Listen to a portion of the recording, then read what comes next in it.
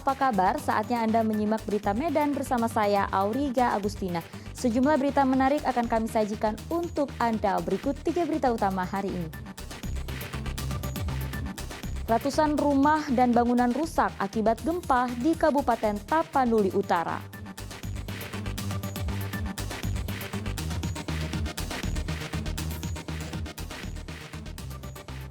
Hujan deras yang terjadi hingga Minggu pagi mengakibatkan ratusan rumah di Kota Medan terendam banjir.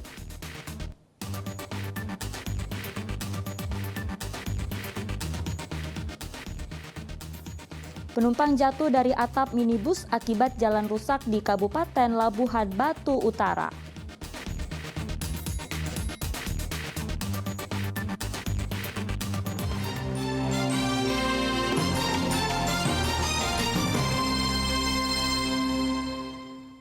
Informasi pertama untuk Anda, gempa magnitudo 6 mengguncang Kabupaten Tapanuli Utara pada Sabtu dini hari.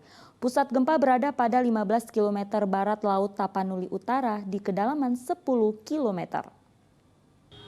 Kondisi Tarutung saat ini yang sedang terjadi gempa. Inilah video kepanikan yang sempat direkam warga Tapanuli Utara Sabtu dini hari sesaat setelah gempa magnitudo 6 mengguncang. Sejumlah warga panik menyusul kuatnya getaran hingga dirasakan warga di Kabupaten Tapanuli Tengah dan Sibolga.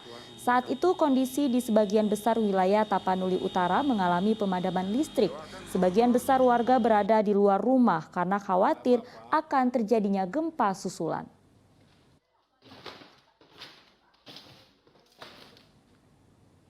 Sementara itu, gempa yang mengguncang Kabupaten Tapanuli Utara pada Sabtu dini hari masih menyisakan trauma yang membuat warga bertahan di lokasi pengungsian. Gempa juga menyebabkan kerusakan ratusan rumah dan bangunan di sejumlah titik.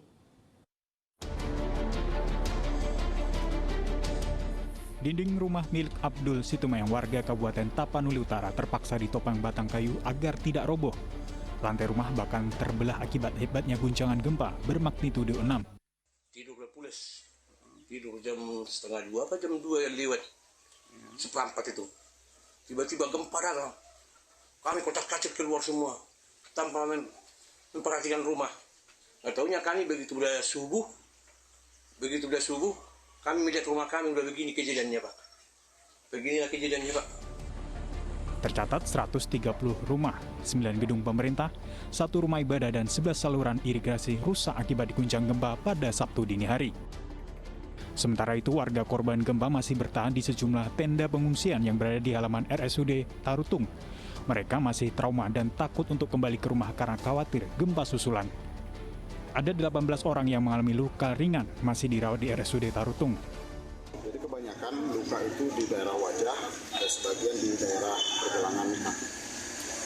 Ya, untuk saat ini semua logistik obat dan BMHB semua sudah masih tersedia dan cukup. Tenda darurat tetap kita didirikan untuk sementara waktu karena kita tidak tahu kapan gempa susulan akan terjadi. Hingga saat ini tercatat ada 25 orang luka ringan dan 1 orang meninggal dunia akibat serangan jantung. Rian Asmara melaporkan dari Kabupaten Tapanuli Utara. Pasca gempa bermagnitudo 6 pada Sabtu dini hari, warga Kabupaten Tapanuli Utara memilih tinggal di luar rumah karena takut terjadi gempa susulan. Sementara ada sebagian warga yang mulai memperbaiki rumahnya yang rusak terdampak gempa. Kerusakan dampak dari guncangan gempa bermagnitudo 6 yang melanda Kabupaten Tapanuli Utara masih terlihat. Dampak gempa yang terparah terjadi di Kecamatan Tarutung dan Siatas Barita. Bangunan yang paling banyak mengalami kerusakan terdampak gempa adalah rumah, sementara sebagian fasilitas umum di Kecamatan Tarutung dan Siatas Barita juga mengalami kerusakan. Meski demikian, warga sudah mulai membersihkan rumah dari runtuhan akibat gempa. Warga juga memilih tinggal di luar rumah karena takut terjadi gempa susulan. Rasa gempa kuat sekali. Sampai saya tidak sadarkan diri, saya berdiri di depan di dekat tempat tidur, saya tunggu sampai kapan gempa ini kuat gitu. Saya berdoa kalau memang Tuhan berkehendak kami selamat. Selain menyebabkan kerusakan rumah dan fasilitas umum, bencana gempa bermagnitudo 6 yang melanda Kabupaten Tapanuli Utara juga mengakibatkan 1 orang tewas, puluhan orang lainnya terluka. Dian Asmara melaporkan dari Kabupaten Tapanuli Utara.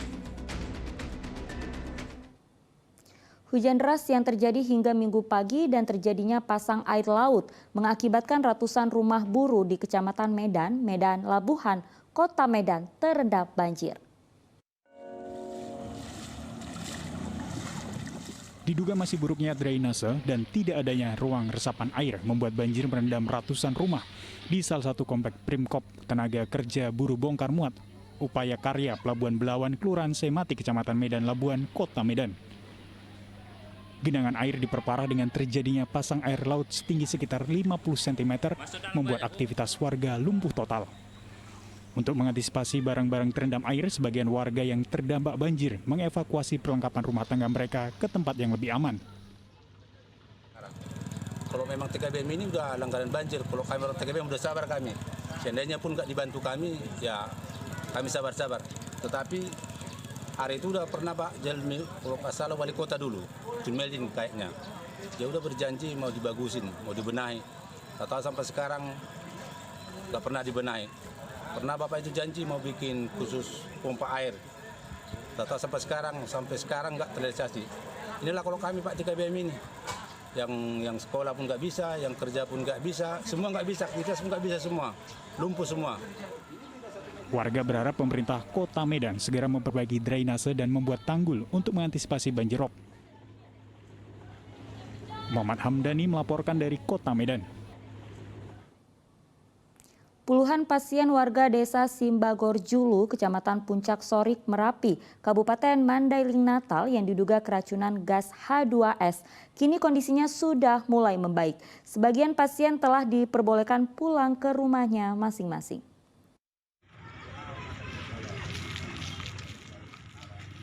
Puluhan pasien yang diduga keracunan gas H2S dari sumur panas bumi milik PT Sorik Marapi Geothermal Power kini kondisinya mulai membaik. Pasien awalnya mengalami sesak nafas, mual-mual, muntah, dan pingsan diduga menghirup gas H2S. Saat kejadian, PT Sorik Marapi Geothermal Power tengah melakukan uji alir uap panas atau pembukaan sumur di T11. Udah aman Pak, udah sehat. Udah mual-mualnya udah hilang. Semalam rupanya seperti apa ceritanya Pak? Panik kah ya? Iya, pas ada bau lah yang kecium. Kepala Rumah Sakit Umum Panyambungan menjelaskan bahwa kondisi pasien hari ini sudah mulai membaik dan sebanyak 8 orang pasien sudah diperbolehkan pulang ke rumahnya masing-masing setelah mendapat penanganan medis. Ini kondisi pasien pada pagi sampai siang hari ini, kondisinya alhamdulillah sudah jauh membaik, keluhan sudah minimal, paling ada pusing, sakit kepala, mual muntahnya udah hilang, sesak juga udah nggak ada lagi. Untuk yang pulang Bang, udah ada Bang? Udah, sampai siang ini udah ada 8 orang yang direkomendasikan dokter untuk pulang hari ini. Yang lainnya masih mungkin besok atau lihat kondisinya. Seluruh biaya pengobatan pasien nantinya akan ditanggung oleh pemerintah daerah. Dian Asmara melaporkan dari Kabupaten Mandailing Natal.